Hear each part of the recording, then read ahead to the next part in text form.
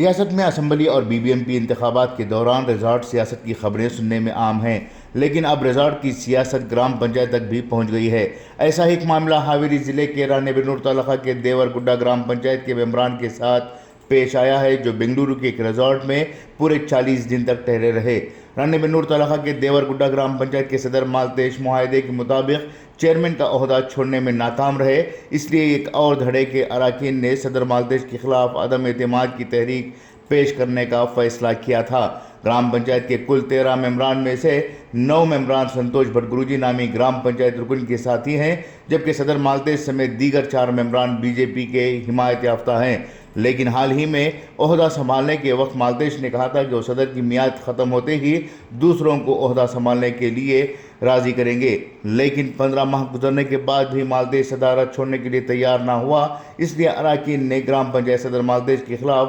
تحریک عدم اعتماد پیش کرنے کا فیصلہ کیا۔ اسی کے مطابق سنتوش بھٹ گرو جی نے گرام پنچایت کے اراکین کو بنگلور کے ایک ریزارٹ میں اس خدشے کے پیش نظر بھیجا کہ کہیں مالتیش گرام پنچایت کے اراکین کو لالچ نہ دے۔ بتایا جا رہا ہے کہ گرام پنچایت ممبران تقریباً 40 دنوں تک ایک ریزارٹ میں رہے اور گرام پنچایت کے ممبران آج بنگلورو سے ہوائی جہاز کے ذریعے ہبلی پہنچے، پھر انہوں نے تحریک عدم اعتماد کی کارروائی میں حصہ لیا۔ بیورو رپورٹ، انقلاب نیوز، حاویری۔